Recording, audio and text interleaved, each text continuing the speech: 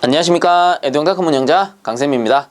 자, 이번 시간에는 에너지관리 기능사 필기 기출문제 2016년 3회차 31번부터 보도록 하겠습니다. 문제 31번. B점이 낮은 물질인 수은, 다우섬 등을 사용하여 저압에서도 고온을 얻을 수 있는 보일러는 이라고 되어 있네요. 자, 이 31번 문제 같은 경우는 교재 54페이지를 참고하시면 되는데, 이 문제에서 첫 번째 줄에 B점이 낮은 물질인 수은, 다우섬이라고 했죠. 이 수은과 다우섬은 뭐예요? 특수 열매체입니다. 그러니까 답은 2번 열매체 보일러가 되겠죠. 그래서 이 특수 열매체 같은 경우는 우측 해설에도 나오지만 수은, 다우섬, 모빌섬, 카네크롤, 서큐리티 53 등 여러 가지가 있다. 자, 그래서 여기서 수은, 다우섬이라고 했기 때문에 31번의 답은 2번이 되는 겁니다. 자, 그다음 32번 중력환수식 온수난방법의 설명으로 틀린 것은 이라고 돼 있네요. 중력환수식이 뭐예요? 펌프를 사용하지 않고 말 그대로 중력에 의해서 온수의 밀도 차에 의해서 환수하는 방식이죠. 그래서 가열된 온수는 밀도가 가벼우니까 올라갈 거고, 그리고 식은 방열하고 나서 식어서 나온 온수 같은 경우는 온도가 낮으니까 밀도가 크단 말이에요. 그래서 무거우니까 자연스럽게 중력에 의해서 환수되게 하는 게 이런 중력 환수식인데, 그렇다면 그런 설명 중에 틀린 것은 해서 1번에 온수의 밀도 차에 의해 온수가 순환한다. 맞죠? 그 다음 2번에 소규모 주택에 이용된다. 맞습니다. 그래서 중력 환수식은 소규모, 강제순환식은 펌프를 이용하기 때문에 대규모에 사용한다 라고 했죠. 그 다음 3번 보일러는 최하위 방열기보다 더 낮은 곳에 설치한다. 그렇죠. 최하위 방열기보다 낮은 곳에 보일러를 설치해줘야지 중력에 의해서 자연스럽게 내려올 거 아닙니까? 그래서 1, 2, 3번 다 맞고요. 4번에 보시면 자연순환이므로 간경을 작게 하여도 된다라고 돼 있는데, 자연순환식 같은 경우는 순환이 어때요? 순환력이 아무래도 펌프를 이용하는 강제순환식보다는 약하기 때문에 배관의 직경이라도 크게 해줘야 순환이 촉진이 된다라고 봐야 되는 겁니다. 그래서 32번에 틀린 것은 4번입니다. 자연순환식이므로 간경은 크게 해서 순환을 촉진시켜줘야 된다라는 거겠죠. 자, 그 다음 넘어가겠습니다. 자, 그 다음 33번 전열 면적 12m 자승인 보일러의 급수 밸브의 크기는 호칭 몇 회 이상이어야 하는가 라고 돼 있네요. 자, 요 33번 문제 같은 경우는 교재 62페이지의 내용을 참고하셔도 되고요. 우측 해설에도 잘 나옵니다. 그래서 우측 해설에 보시면 급수 밸브 및 체크 밸브의 크기 해가지고 기준이 뭡니까? 기준이 결국 전열 면적 10m 자승이 기준이 된다라는 겁니다. 그래서 이 전열 면적 10m 자승보다 작게 되면 15A 이상으로 하게 되고요. 그리고 전열 면적이 10m 자승보다 크게 되면 20A 이상으로 하게 된다라는 소리예요. 자, 그래서 33번에 전열 면적이 12m 자승인 보일러라고 했죠. 자, 그래서 전열 면적 12m 자승 같으면 어디에 속해? 10m보다 크잖아. 그래서 20회 이상으로 할 수 있다라는 겁니다. 그러므로 33번의 답은 2번이 되겠네요. 자, 그 다음 34번 문제. 급수 중 불순물에 의한 장애나 처리 방법에 대한 설명으로 틀린 것은 이라고 했네요. 자, 1번 현탁 고용물의 처리 방법에는 침강 분리, 여과, 응집 침전 등이 있다라고 돼 있네요. 그래서 요거 우리 앞에서 배웠습니다. 현탁 고용물 처리 방법 어떻게 외우라고 했어요? 여, 침, 응 이렇게 외우라고 했잖아요. 그래서 현탁 고용물을 처리하기 위해서는 여과법, 침강법, 응집법을 사용한다. 그래서 1번 어때요? 맞네요. 자, 그 다음 2번 보겠습니다. 경도 성분은 이온 교환으로 연화시킨다 라고 돼 있는데, 경도 성분이 뭐냐면은 주로 보면 Ca, 칼슘, Mg, 마그네슘 요런 성분들입니다. 그리고 칼슘과 마그네슘 성분이 많으면 어떻게 되냐면 스케일이라든가 슬러지가 많이 발생하게 돼요. 그리고 이런 거를 뭐라고 하느냐? 용존 고형물이라고 부르죠. 그래서 이 용존 고형물 같은 경우는 우리가 어떻게 처리를 했다? 증, 이, 약 요 방법들로 처리를 했다라고 했죠. 그래서 증류법, 이온교환법, 약품첨가법입니다. 자, 그렇다면 맞죠? 요게 경도 성분이니까 경도 성분은 이온교환으로 연화시킨다. 이온교환법. 맞네요. 그래서 1번, 2번 다 맞고요. 3번에 보시면 유지류는 거품의 원인이 되나 이온 교환 수지의 능력을 향상시킨다라고 돼 있는데 유지류가 많으면 거품도 많이 생기고요. 그리고 이온 교환 수지의 능력을 저하시키게 됩니다. 그래서 처리가 잘 안 돼요. 그러므로 틀린 것은 3번이겠네요. 4번은 맞습니다. 용존산소는 급수개통 및 보일러 본체의 수관을 산화 부식시킨다. 그래서 산소가 많이 녹아있으면 어떻게 돼? 산소가 많은 만큼 산화가 많이 일어나잖아요. 그래서 산화가 심해지면 부식으로 이어지는 것이고, 자, 그러므로 34번에 틀린 것은 3번이 되겠네요. 자, 다음 35번 문제. 글랜드 패킹의 종류에 해당하지 않는 것은 해가지고, 자, 요 문제 같은 경우는 우측의 해설을 좀 참고해 주세요. 우측 해설 한번 보면 글랜드 패킹, 밸브 회전부의 기미를 유지하기 위한 패킹, 그래서 종류로는 편조 패킹, 플라스틱 패킹, 메탈 패킹 등이 있다 해가지고 나오죠. 그래서 35번에 글랜드 패킹에 해당되지 않는 것은 2번 액상 합성수지 패킹입니다. 그래서 요 액상 합성수지 패킹 같은 경우는 나사 이음용 패킹에 속해요. 자, 그러므로 35번에 틀린 것은 2번.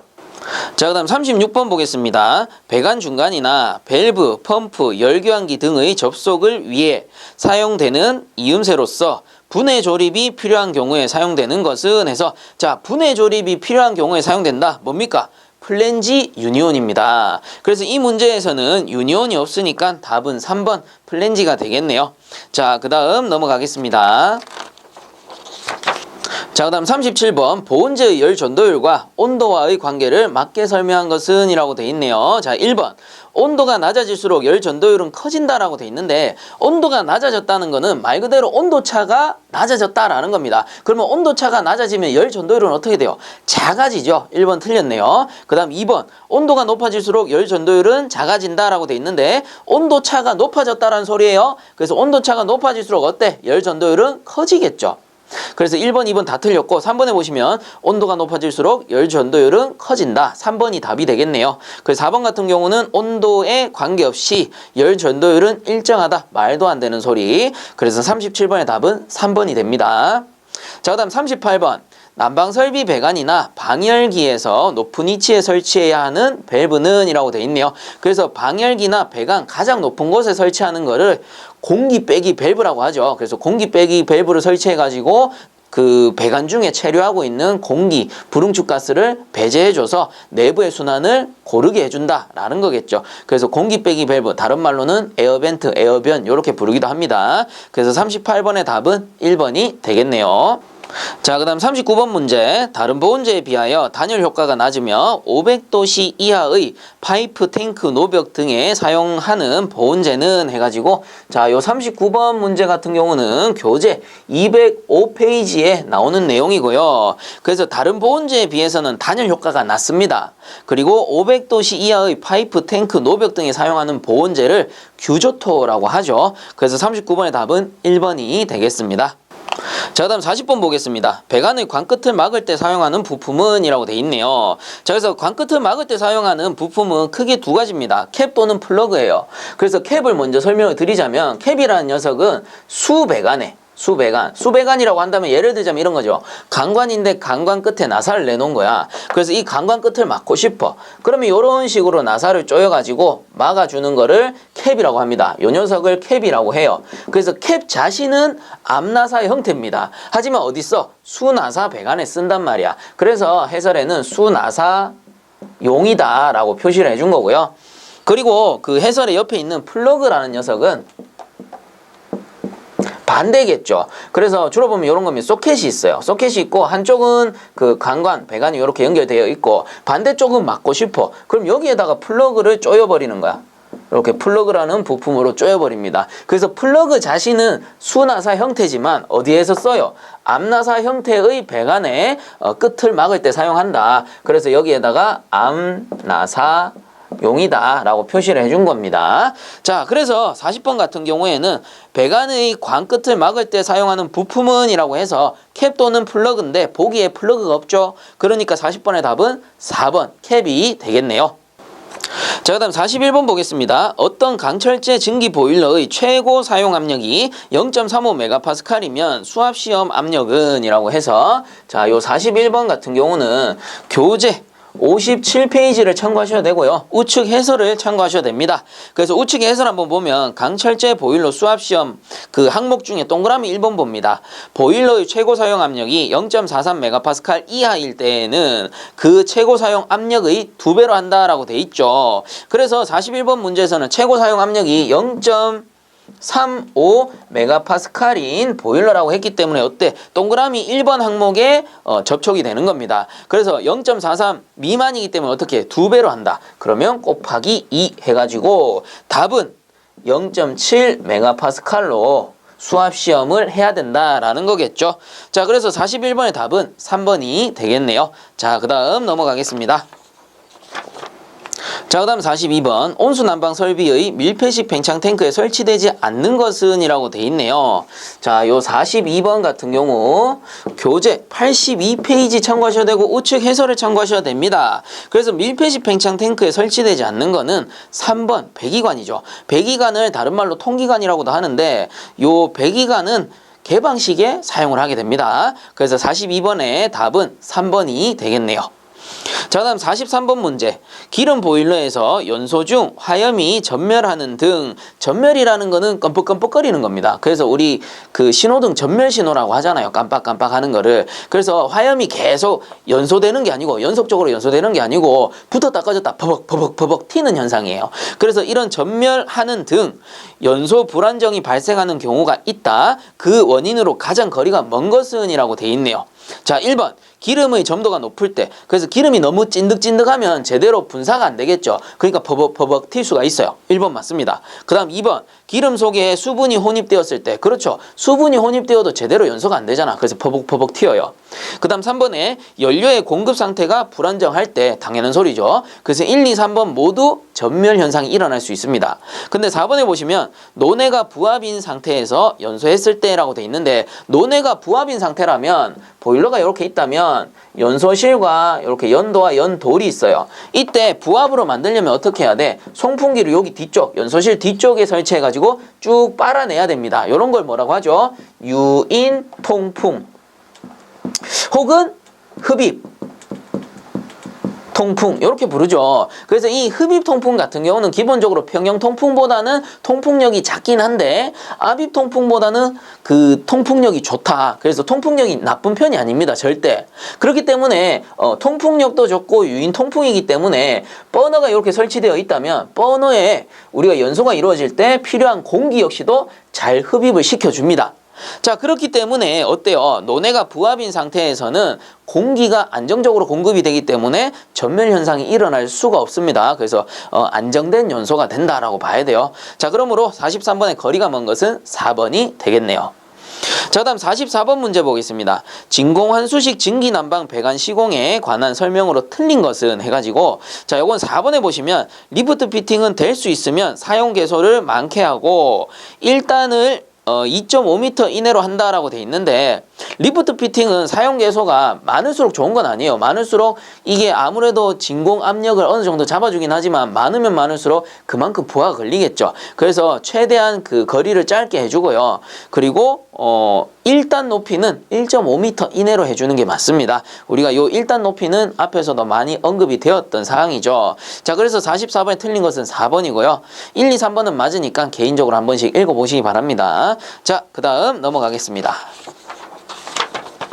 자, 그 다음 45번 문제. 실내의 천장 높이가 12m인 극장에 대한 증기 난방 설비를 설계하고자 한다. 이때의 난방부하 계산을 위한 실내 평균 온도는 단 호흡선 1.5m에서의 실내 온도는 18도씨이다 라고 되어 있네요. 이건 우측 해설에 공식 참고해 주세요. 그래서 천장 높이가 3m 이상인 경우 실내 평균 온도라고 해서 평균 온도 TM은 T 플러스 0.05T에 H-3이다 라고 되어 있죠. 그래서 여기서 T라는 게 뭐예요? 호흡선 1.5m에서의 실내 온도를 얘기하는 겁니다. 그럼 그대로 넣겠습니다. T가 단 해가지고 갈로 안에 나오잖아요. 18도씨 플러스 0.05 이것도 곱하기 18도씨가 될 거고요. 갈로 해서 H가 높이입니다. 높이 12m 마이너스 3이 됩니다. 자, 그럼 이대로 계산을 해보게 되면은 답이 26.1도씨가 나올 거예요. 자, 그래서 45번의 답은 2번이 되겠네요. 자, 그다음 46번 보일러 성능 시험에서 강철제 증기 보일러의 증기 건도는 몇 % 이상이어야 하는가라고 돼 있네요. 자, 요 46번 같은 경우는 교재 92페이지 내용을 참고하시면 되는데 거기 보시면 딱 나와요. 강철제 증기 보일러의 건도 X는 0.98 이상이어야 하고 주철제 증기 보일러의 증기 건도는 0.97 이상이어야 한다라고 나옵니다. 그래서 이거 백분율이긴 한데 곱하기 100 하면은 퍼센트가 나온단 말이에요. 그래서 98%, 이 녀석은 97% 이렇게 정리할 수가 있겠죠. 그러니까 46번에 강철제 증기 보일러 했으니 이 녀석이겠네. 그래서 98% 이상이면 된다. 그래서 46번의 답은 4번이 되겠네요. 자, 그 다음 47번 보일러 사고의 원인 중 보일러 취급상의 사고 원인이 아닌 것은 이라고 했네요. 1번에 보시면 재료 및 설계 불량이라고 돼 있는데 재료 및 설계는 제작상 원인에 속하죠. 그래서 틀린 거는 1번입니다. 나머지는 뭐 2번에 사용 압력을 초과 운전했다. 자, 사용 압력을 초과 운전한 거는 운전자가 압력을 제대로 감시하지 못한 취급상 원인이고요. 그 다음 3번에 저수유 운전 역시도 수위를 제대로 감시하지 못한 운전자 취급상 원인입니다. 그 다음 4번 역시도 급수 처리 불량 뭐예요? 수질 관리를 제대로 하지 못한 운전자 취급상의 원인이 되겠다. 자, 그래서 47번에 취급상 원인이 아닌 것은 1번. 자, 그 다음 48번 보일러의 내부 부식에 속하지 않는 것은 이라고 돼 있네요. 답은 4번 고온 부식이죠. 그래서 간단합니다. 외부 부식 요것만 알아두시면 되잖아요. 뭡니까? 요게 고온 부식과 저온 부식이 있다. 그래서 얘들만 알고 있으면 뭐 나머지는 크게 문제가 없죠. 그래서 48번에 내부 부식이 아닌 것은 이라고 했기 때문에 4번 고온 부식, 요 녀석은 외부 부식이다 라고 했습니다. 자, 그 다음 넘어가겠습니다. 자, 그 다음 49번 보일러 강판의 가성치화 현상의 특징에 관한 설명으로 틀린 것은 이라고 돼 있네요. 자, 그래서 우측에 해설 한번 보시면 가성치화란 고온 고압 리벳 보일러에서 보일러 수가 강알칼리성일 때, 그래서 알칼리가 강해졌을 때입니다. 강알칼리성일 때 수면과 접촉한 수면 하단부에서 발생하는 부식으로 주로 리벳 이음부에 발생되며 용접 보일러에서는 발생하지 않는다. 자, 그래서 이제 돌아와가지고 이런 가성치화 현상의 특징에 관한 설명으로 틀린 것은 했습니다. 1번 고압 보일러에서 보일러 수의 알칼리 농도가 높을 경우 강알칼리죠.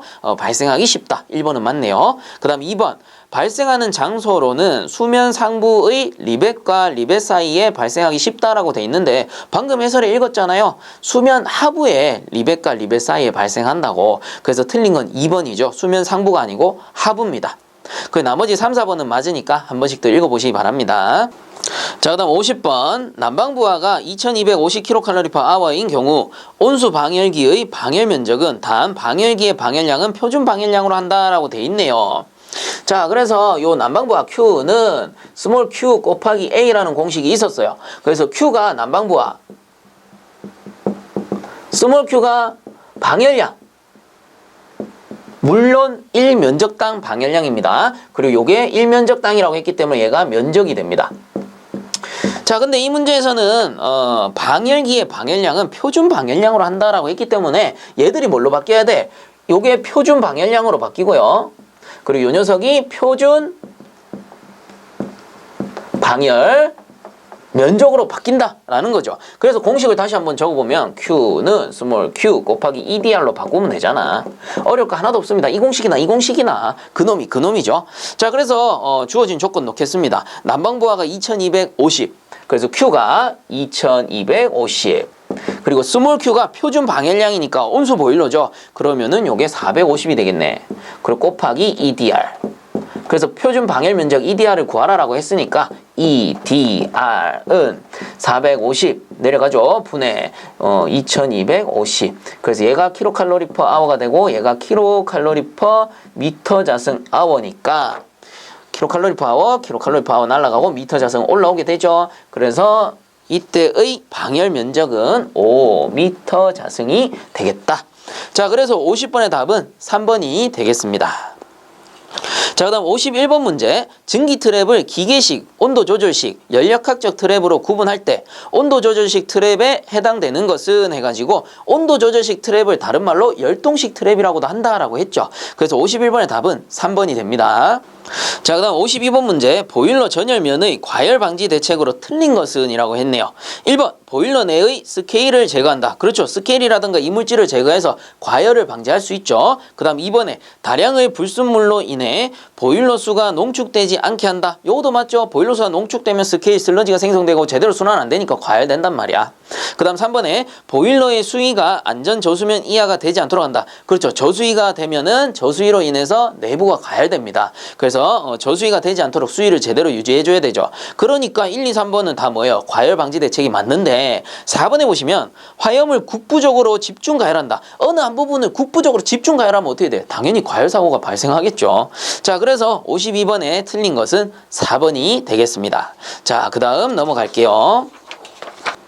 자, 그 다음 53번 문제. 보일러에서 발생한 증기를 송기할 때 주의사항으로 틀린 것은 이라고 했네요. 보일러에서 발생시킨 증기를 송기 뭐예요? 방열기 쪽으로 보내는 작업입니다. 자, 이때 주의할 사항 1번 주증기관 내의 응축수를 배출시킨다. 그렇죠. 수격작용을 방지해야 되니까 1번 맞고, 그 다음 2번에 주증기 밸브를 서서히 연다. 그렇죠. 급격히 열면 어떻게 돼? 내부의 압력이 급변하면서 비수현상, 캐리오버, 수격작용 이런 것들이 일어날 수 있잖아요. 그래서 주증기 밸브는 항시 서서히 연다.